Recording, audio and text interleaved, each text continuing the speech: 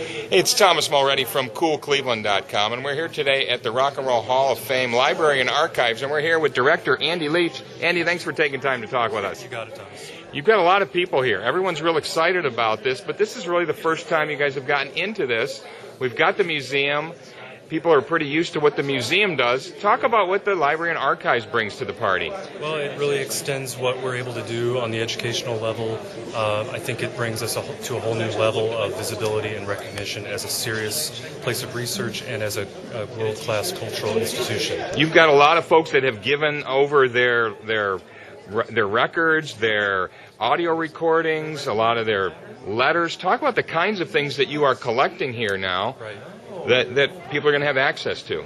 Well, the big strength of our archival collections right now are, in particular, some, donated collections from some of popular music's most significant figures, including people like Ahmet Ertegun, Mo Austin, Clive Davis. But we also have a whole vast collection of library materials, from books to periodicals to audio and video materials and printed music, songbooks, things like that. You know, when you look, and you can search online, and that's available to anyone, right, for free to go and search and see what you've got. Right. They're called finding aids in the library world. Right.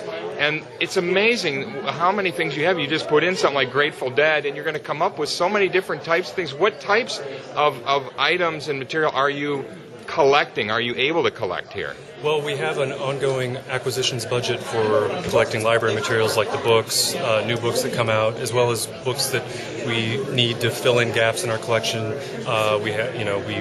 We subscribe to periodicals, we buy new recordings and videos, but we also collect from potential donors of personal papers, business records of institutions, and from writers and musicians as well. Right. So you've got the sort of archives of people that have been doing research, and they've got their papers and their research here, right? That's right. Right. We have research materials from people who've written about music, and of course we've had writers and scholars come in to do research because we've now been open, had our soft opening about 3 months ago, so people are already using these. You've got folks already coming in here. What's the process? They come in, they check in, they get basically a library card, right? Right. Well, anybody can walk in during our normal hours. That's 9 to 5, Monday through Friday.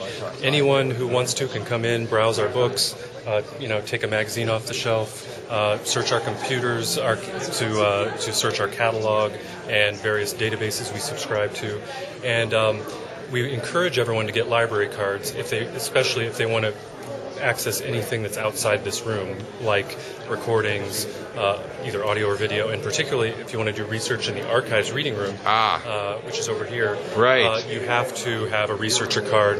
You have to agree to the rules, the policies and procedures, and you may have to wear white gloves. Right. But you're under supervision. But the reason we have these collections is so they can be accessed. That's sort of hands-on back there. That's right. Talk about some of the audio and video, which is, I think, it's natural for rock and roll. You're thinking, wow, do you have rare footage? Do you have bootlegs, essentially? I mean, is that part of what you're collecting? We do have some bootlegs. We have a great, amazing collection of rare concert recordings from the mid to late 70s, for example, at various New York City venues, mostly punk shows. What we're really focusing on right now, though, is digitally preserving all of the video and audio footage from the Rock Hall's great education programs that have happened over the years. That's right. They've been interviewing people offside the stage or while they come into town. Yeah. And those folks are getting on in years, and we've got interviews with them right here in Cleveland. Exactly. And we're actually starting a new oral history program, which is going to be a treasure trove for researchers. Talk quickly about the future, because it's all digital now. Right. All the music and the video is easy because it's digital. That's an easy thing to collect. But what about correspondence? What about business records? Things like that. Put any thought into any of that? Yeah, it's something that librarians and archivists deal with a lot. It's a big problem that, of course, we probably can't solve on our own. Yeah. But we're working on it, and we're digitally preserving materials.